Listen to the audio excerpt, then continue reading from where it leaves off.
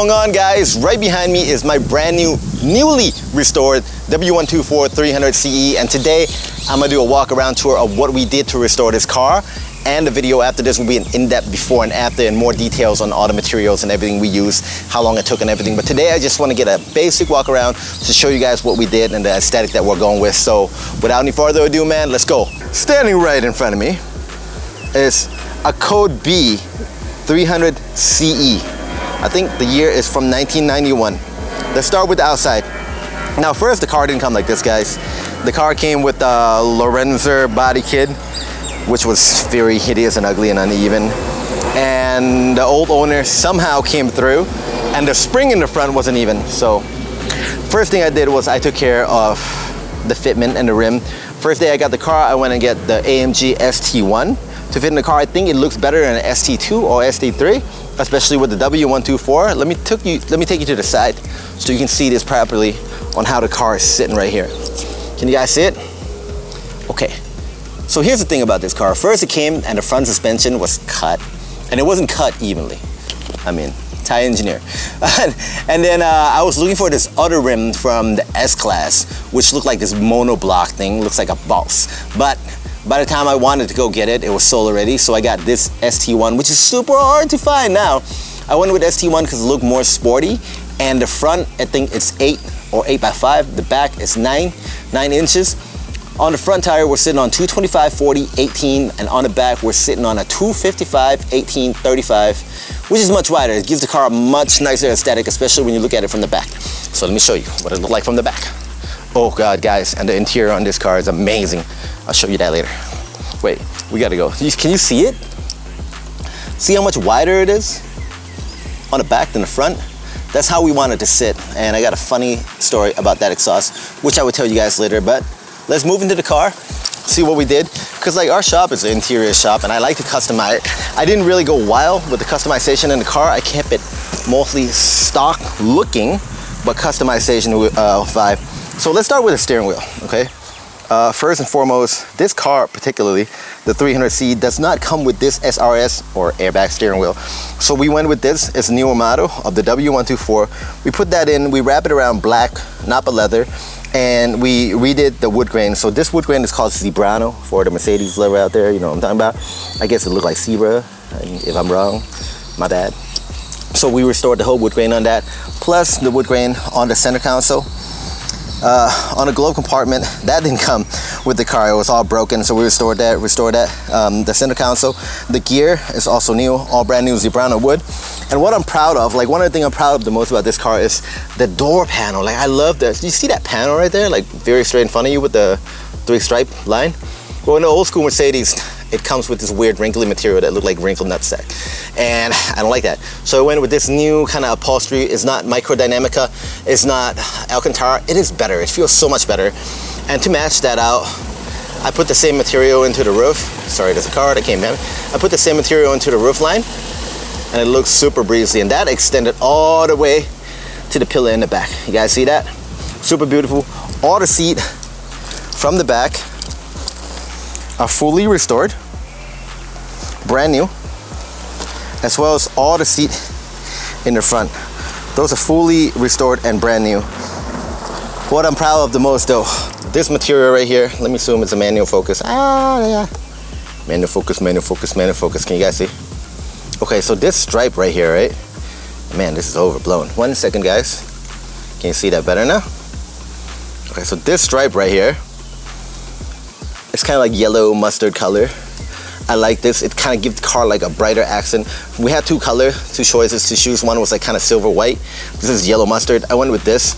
Actually, I put the lighter one in the first time, and I didn't like it, so I went with this one. And the car really just kind of pops now. I mean, if you can see it from that side. Again, guys, I'm on manual focus, so bear with me on this. There you go. Much better, right?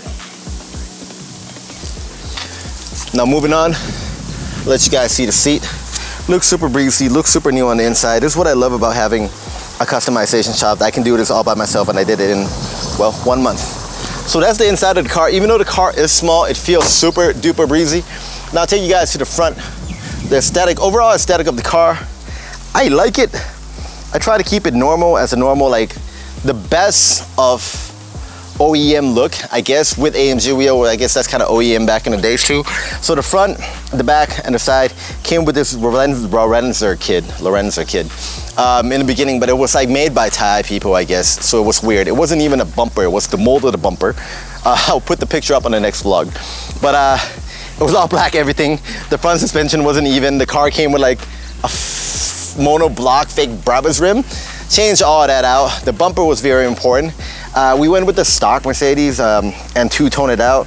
This color is, I think it's 007 or 077 from the Mercedes color. I'll put it up on the next one with the full detail vlog. And that's how we capable of getting two-tone. I think this two-tone is the way to go. We were gonna go with all black everything, but I think that looks kind of hideous. And this gives more depth and more dimension to the car, you know what I mean? We'll get to the engine in a minute, but I just wanna walk around and show you guys the other side of the car and show you a better perspective of the wood grain. So there we go. And sunshiny out here in Thailand. The wood grain on the center console, it's all brand new, guys. Like, this looks super fresh, if you guys can see it, right? All the inside, all those buttons I also changed to cool white. I changed the LED to cool white instead of old school orange, except the 3 button over here. We will change it later because the guy that can change that is not in Bangkok right now. Nobody in Bangkok is ever in Bangkok in Thailand, especially all this labor worker. But yeah, man, it looks super nice, and you guys will see the picture next time it's raining, guys. Guys, it's raining out here. Oh no, my lens is not waterproof. Anyways, better look of the interior of the car, right? Now the engine's an M103 engine, which is not bad. And I'm gonna have to show you guys that right now before it starts raining more hard. Pray for my lens, pray for my lens. I'm coming, doing all this for you guys, huh? Let me show you the engine. It is pretty new, right, guys? Focus, 1 second. We didn't do much, we just did a paint on the engine hood. We restored the whole entire, what do you call those, cylinder head, carburetor, exhaust. Sorry if I forget the name, it's raining and I'm scared that my camera is gonna get wet right now. But yeah, M103 looks pretty new. We restored pretty much everything that we can do, and we dry ice the engine. So that's that for now, guys. Now next time I will be walking you through an in-depth review of this car, me in the studio, and I document the whole thing. So I document the whole entire thing about this car. 1 second, manual focus. Can you see me now? Yay.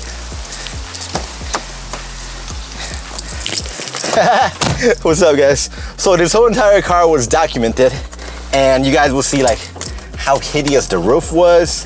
One day I remember I had to sit on a tin can and drive the car back from the exhaust place to my place. There was no gas in the car. Oh yeah, the seatbelt thing still works. Everything still works in this car. And just like the things that we had to go through to fix the car.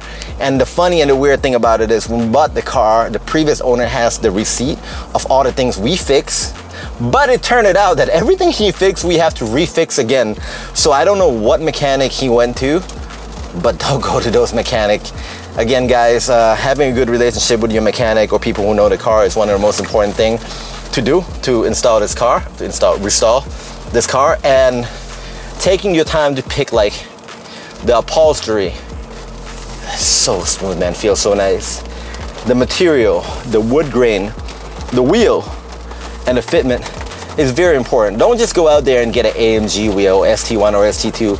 Check the fitment, check the offset of the wheel. Don't just go out there and get a new steering wheel on eBay and whatnot. Do a little bit of research. I know they're selling for $800 right now, the exact wheel that I have.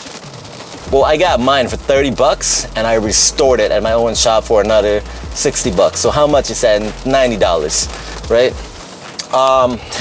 But then if I had to ship it out, it'll be a lot more. Of course, I'm not gonna charge $1,000 for it, but I'll give you guys a better price. Wood grain, maybe your local wood shop can do that. Maybe you can find out how to do it by yourself with resin. Like my previous car, I did it with piano black. It is custom though, and I live in Thailand, so it's a bit cheaper. The door panel, don't have to go out there and buy a new door panel. You can get these. Maybe as a matter of fact, go to your sofa shop and ask them what kind of upholstery they have. And you know, you might be surprised what option you have.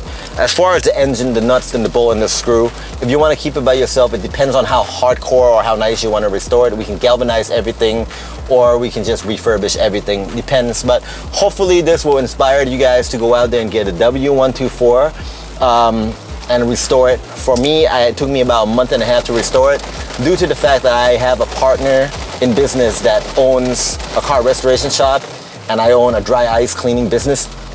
So it's right next to his shop. And we were doing this car actually, first we're gonna keep it, but we're like, well, we wanna do more, so we wanna sell it and then do more. We're gonna have a plaque over there with our name and everything. So it'll be kind of cool. Hopefully this will be the document of the beginning of my Mercedes W124 restoration. Will I go into more car later on, like 123, 126? I don't know, but I'm interested. And you know, I want to kind of be like the Nagai-san and the Gunter work of W124, and put it out there right now. So this will be the fourth one that I retro mod, and we got the fifth one coming up already. More on that later, but like I said, guys, more in depth on the detail of the restoration process on the next video. That will give you more of a thorough step on what you can do and what options there are out there, and what are the possibilities if you guys are restoring or looking to restore a W124 right now. Overall, it is a great car. My last advice before I let you guys go right now is don't get the 300, worst engine ever, eats a lot of gas. Get the 320, get the 220, or get the 280. Don't get the M103. That's the most old school engine there is out there. But if you guys want to drive it for just Sunday, it's fine. Anyways, I hope this video was somewhat entertaining, somewhat helpful. Don't forget, like and subscribe, and I'll see you guys on the next one, which is coming real soon. Peace.